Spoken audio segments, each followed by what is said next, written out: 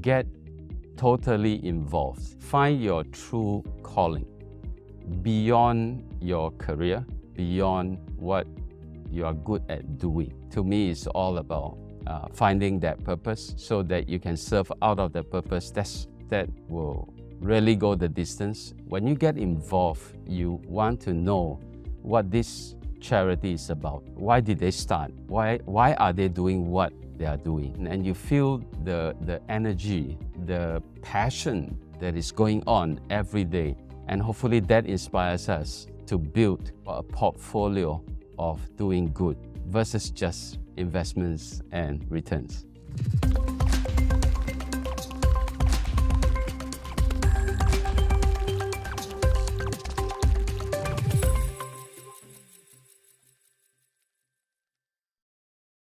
According to global philanthropy indices, philanthropic organizations in Singapore received 20.8 billion Singapore dollars in 2019, and this share has increased in recent years. What's the correlation between the exchange of resources and building a better world? Joining me to discuss this in greater detail today is Dixon Lim, Executive Director and Head of Philanthropy and Community Impact for UBS Singapore. Hi Dixon, welcome to Tea Time Tuesday. How are you? Thanks for having me. You're welcome. So let's get into it. When it comes to philanthropy, everyone talks about giving back to the community. In the next 5 years, how can financial institutions participate, bring about real change in communities, and what are the advantages for both parties? Well, financial institutions has a very key role because first and foremost, we manage the funds that are meant to fulfill those purposes for good. So minimally, from the most basic services that we can provide to the most complex, we can lend them, the charities, we can fund them, we can bank them for some of the smaller charities that seems to be a challenge. We can help them manage their reserves. We can help audit them. We can offer services at affordable prices for those who just want to focus on doing good. But swinging to the other extreme then, what UBS has embarked on for a long time now, blended finance. Some of the most sophisticated ideas today of how we can scale impact for the charities. Blended finance, where we deploy philanthropic funds and we catalyze commercial capital. Think of it this way, a $100 million fund, and this is something that we have right now. The first 20 million is really philanthropic dollars. That is donated, and that takes first loss. And because of that, it catalyzes another 80 million. And this 100 million doesn't get spent down because it is going to be recycled at least twice. So 100 million now over 10 years gets translated to $300 million worth of impact before this 80 million is actually returned to the investors with income, with interest. And you look at that, it serves and does a lot of good in that 10 years. And then the investors get it back so that they can redeploy again. And the 20 million that was donated, and we are going to get that back as well, and we recreate another 100 million or bigger. So that's what I meant by catalytic. Even in the space, just another example to illustrate, student financing, higher education, the space of bursaries and scholarships, something that we are very, very familiar. But scholarships on its own by design is not very sustainable because you deplete it and you got to keep topping up. It's not very scalable at the same time. What if this fund can be recycled the way that I've just explained just now? And it benefits more students at every wave. And what if the students achieve what was an agreed outcome? They then contribute back to this fund, and this fund grows. So a growing and a recycling fund that would have covered all the scholarships that we need in the world. So audacious goal, but that's what we are gunning towards. And that's what financial institutions are good at. Let's talk about making a positive impact. I would assume that that would require a balance between financial commitments and philanthropic effort. Do you have any advice on how one can manage their responsibilities and give back as well? This may sound common sense, but if you do what you're good at, you do it with much less time. So focus on skills-based volunteering if you are the kind that rolls up your sleeve and get involved. If you're going to give cash, then give it the way that you know how best to invest for good. If you do it in a way that you are really good at and you have the intuition and the skill sets, typically you'll be a whole lot more enjoyable. You'll do it at half the time. The impact and the fulfillment is a lot better. I think that's more sustainable. So essentially what you're saying is philanthropy and passion should kind of walk side by side, go hand in hand. Exactly. Now, making a difference to causes we care about, that's the goal. But let's discuss impact.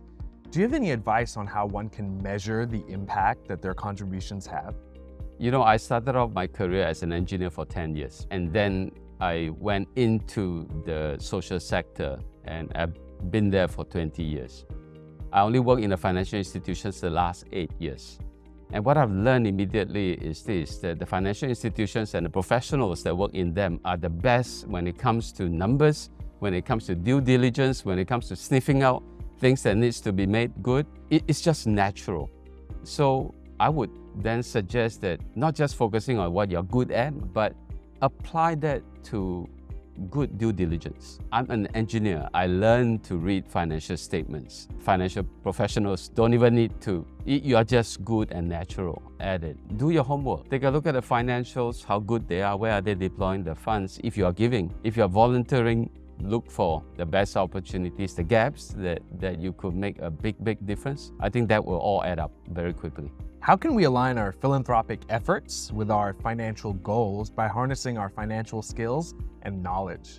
I think find your true calling beyond your career, beyond what you are good at doing. For me, I found my calling in this career beyond just doing. It becomes a question of being.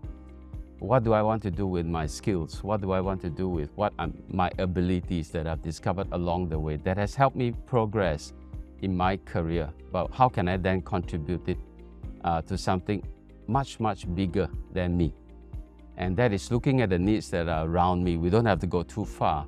And what can I now invest the same skills in a way that is beyond just what I can take home in my bank account? And with that, it fuels tomorrow where I wake up and I say, I can do more. And hopefully that inspires us to build a portfolio of doing good versus just investments and returns. Yeah, great. It's like a portfolio of good deeds. Now, lastly, let's say you were a mentor to others interested in following a philanthropic path.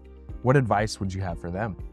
Get totally involved. And by that, I don't mean just volunteering at typical opportunities that a lot of charities made available. When you get involved, you want to know what this charity is about. Why did they start? Why are they doing what they are doing? And you'll be surprised, very few of us volunteer within the offices. And you don't have to be on the boards to volunteer that. Find roles, ask. How can I help if I am good at finance, I'm good at IT, I'm good at whatever role I'm playing in my institution?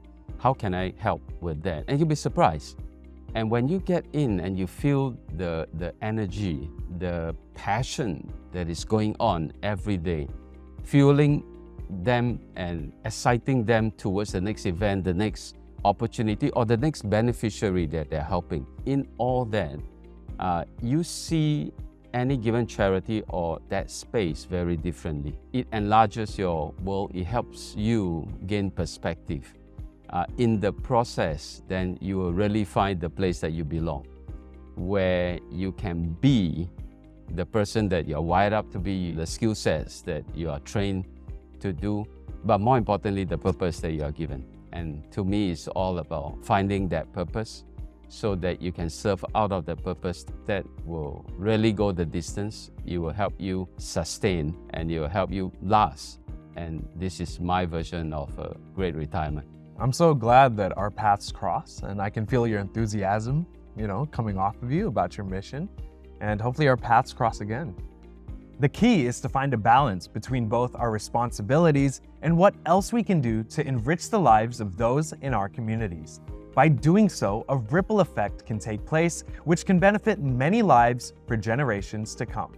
Stay tuned for our next episode, which will feature more insights and analysis. I'm Rashan Gidwani, and you've been watching Tea Time Tuesday. Please like and subscribe for more. See you again.